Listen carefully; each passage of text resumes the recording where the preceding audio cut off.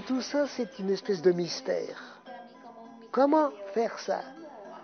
Donc, dans l'art du mime, il faut une grande concentration. Il faut avoir la vision de ce qu'on montre et aussi l'émotion, le rire, le comique, mais pas la caricature. Parce que quand on fait trop, c'est trop. Donc il faut apprendre à savoir se restreindre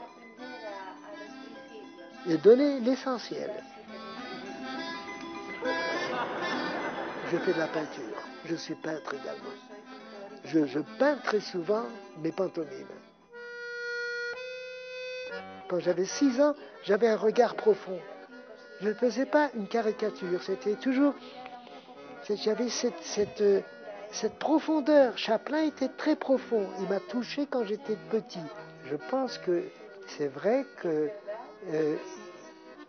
un artiste garde un côté enfant, mais comme il a une plus grande expérience de la vie, il change aussi.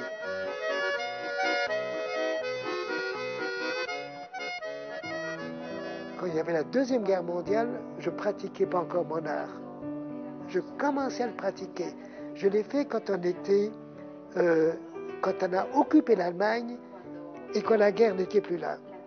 On ne peut pas faire du théâtre quand la guerre est là, parce que c'est un théâtre terrible.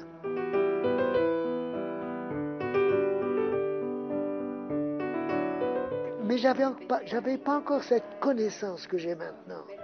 On est beaucoup plus naïf. Même quand on a vu les malheurs de la vie, on est naïf. On n'a pas cette expérience. On a cette expérience de terreur, pourvu que je ne sois pas tué à tout moment. Et aujourd'hui, quand je vois des documentaires sur la guerre que j'ai menée moi aussi, je me dis, mon Dieu, ah, quel courage ils ont, même en étant jeunes. Et ce courage, je ne l'ai plus.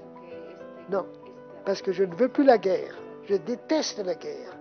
Donc je le remontre au théâtre d'une autre manière.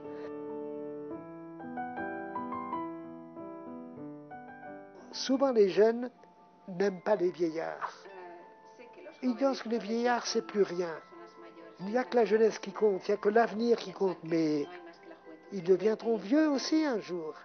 Donc je veux inculquer par là le respect des parents, le respect du grand-père, de la grand-mère, le respect des vieillards, le respect de ceux qui nous ont enseigné. J'avais même envie d'écrire un livre à ce sujet. Souvenir d'un mime qui jette son cri du silence. Et je suis en train de l'écrire même en ce moment.